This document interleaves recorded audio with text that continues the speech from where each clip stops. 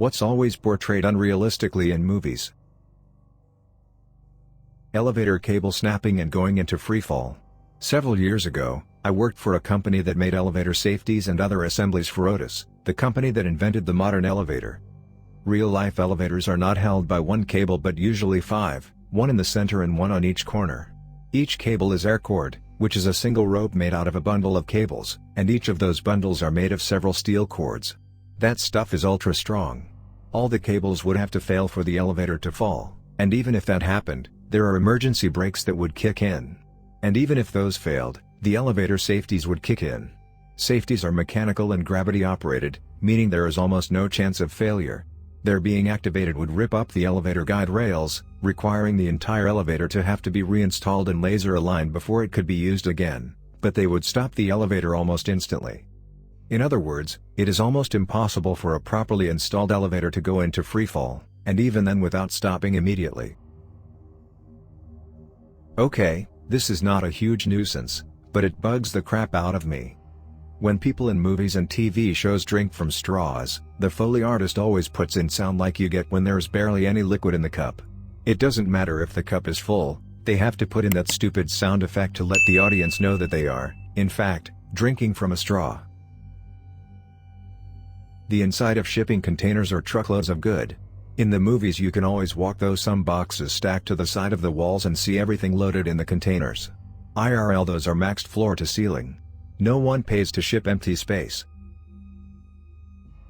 In sitcoms, people move to the other side of the room to talk among each other, and suddenly, nobody else in the same room can hear them. People never look at ceilings, so one can hide up there if one can stay up. Space battles clearly have to take place on a flat plane, like it was the Earth's surface. Taking a sword out of a leather sheath makes a metallic sound. Miniguns. Being the target of a minigun is one of the most terrifying things that can happen, and it's visually and auditorially spectacular, and yet movies actually play down and under-dramatize it. In movies, you get that long slow spin-up of the minigun. Not true, it's basically instant. The sound guy makes the minigun sound like a regular machine gun, firing at somewhere around 800 to 900 RPM, actual, 6,000 rounds per minute, and generally just make it seem like a slow to spin up regular machine gun. In reality, it isn't a rated-a-tata machine gun, it sounds like someone is ripping a fucking hole in time and space to destroy everything you've ever known. I've said this before, science. The stuff that they do in real time on CSI would take months to do. That whole "we've found the host/patient zero who survived the virus, now to quickly whip up a batch of antibodies this afternoon from their blood to save the entire town in the nick of time," would also take months at best. Horse noises/animal noises. 99% of the noises you hear horses make in a show or movie are noises they would never make in that situation in real life. Most horses are fairly quiet. Sometimes you get one that is pretty vocal, but in reality they only really make noise if they see a new horse friend or if they think they're getting food. It almost makes it hard to watch some things cause it just really takes you out of the moment since it's so obviously added in post-production. Body hair. Stranded on an island for weeks? Held prisoner for a few days? Guys might grow a bit of stubble for a disheveled look, but the hot girl they're all of a sudden having sex with has access to shaving cream and a razor. Phone traces. Every damn time we have to keep him on the line so that we can finish the trace. The protagonist verbally spars with the villain as map coordinates flash on a computer screen, bouncing from continent to continent as the stressed computer operator triangulates where the call is coming from, only for the villain to ominously get the last word and hang up just as the progress bar is about to reach 100%. In reality it is basically instant and does not need to be done in real time. Anything medical. I remember watching that movie John Q when it came out on VHS with my mother, a veteran pediatric RN.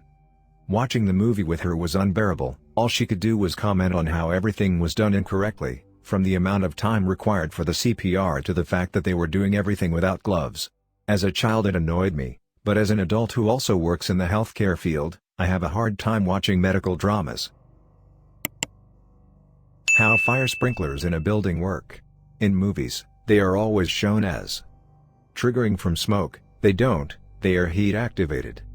Someone lights a fire under one sprinkler head, And every head in the building triggers, only the heads directly near the heat source will trigger. And often a combination of the two. It drives my dad, who has been in the fire sprinkler industry for 50 years, nuts.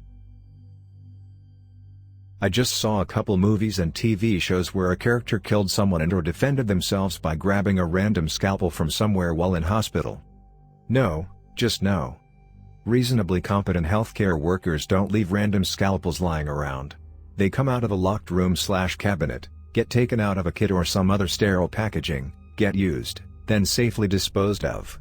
Leaving sharp stabby things lying around for some psycho to grab and start stabbing people is a hard no. Phone calls irritate me. The phone is clearly not on a call. The giant screen light is on and it shows the keypad, not the call screen.